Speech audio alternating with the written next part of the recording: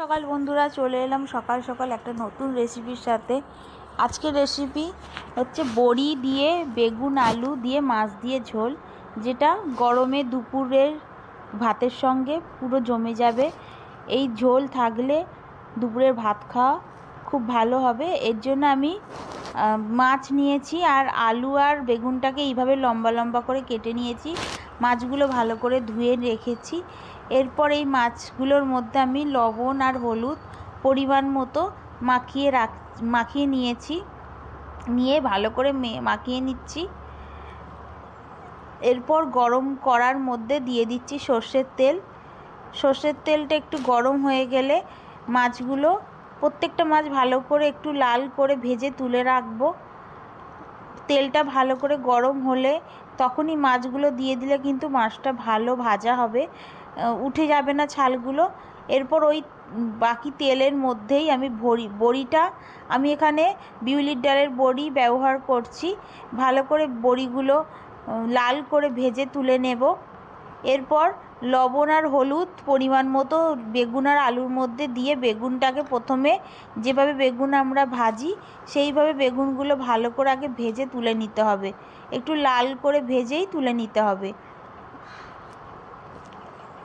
ভালো করে ভেজে নেওয়া হয়ে গেছে। এরপর আমি প্রত্যেকটা বেগুন ভালো করে তেল চেপে চেপে তেল, যাতে না তেল সমেত ওঠে, ভালো করে তুলে নিচ্ছি। এরপর বাকি তেলের মধ্যে আমি 5 ফোড়ন দিলাম আর আদা বাটা দিয়ে নাড়াচাড়া করছি। এরপর আলুগুলো আমি দিয়ে দিলাম। আলুর মধ্যে যেহেতু লবণ দেয়াই ছিল, তাই এখন আর লবণ দিচ্ছি না, আর সামান্য হলুদ গুঁড়ো দেব। দিয়ে ভালো করে ভাজার পর 3টে কাঁচা লঙ্কা আমি দিয়েছি। এখানে আমি গুঁড়ো লঙ্কা ব্যবহার করছি না। কাঁচা লঙ্কা দিয়ে জল ঢেলে দিচ্ছি পরিমাণ মতো, একটু যেহেতু হালকা ঝোল মতো তো থাকবেই, সেই পরিমাণে জল দিতে হবে। দিয়ে ঢাকা দিয়ে দিলাম সিদ্ধ হওয়ার জন্য। এরপর ঢাকা খুলে সিদ্ধ প্রায় হয়েই এসেছে। এই পর্যায়ে আমি বেগুনগুলো দিয়ে দেব। শেষের দিকে বেগুনগুলো দিলে কিন্তু বেগুনগুলো পুরো ঘেটে যাবে না, সেই জন্য লাস্টে দিলাম। লাস্টে মাছগুলোও দিয়ে দিলাম। সবগুলো দিয়ে আরেকটু ভালো করে নাড়াচাড়া করে আরেকটু কিছুক্ষণের জন্য ফুটিয়ে নিতে হবে।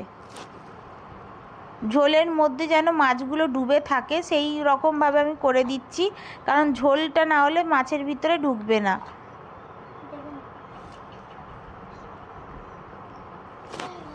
এইভাবে আমার মাছের ঝোল হয়ে যাবে। যেহেতু ঝোলটা একটু কমে গেছে, আর একটু আমি জল দিয়ে দিলাম। জল দিয়ে একটু চাপা দিয়ে দিলাম। এরপর চাপা খুলে আমি ভাজা মশলার গুঁড়ো জিরে গুঁড়ো দিয়ে দিলাম।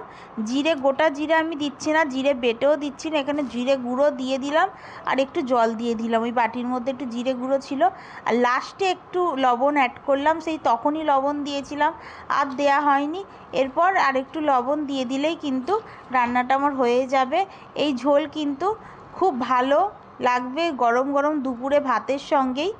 তাই আপনাদের যদি ভালো লেগে থাকে একবার এইভাবে ঝোল বানিয়ে খেয়ে দেখবেন, কেমন হয়েছে জানাবেন বন্ধুরা।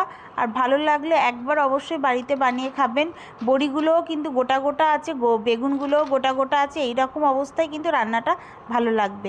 ধন্যবাদ বন্ধুরা।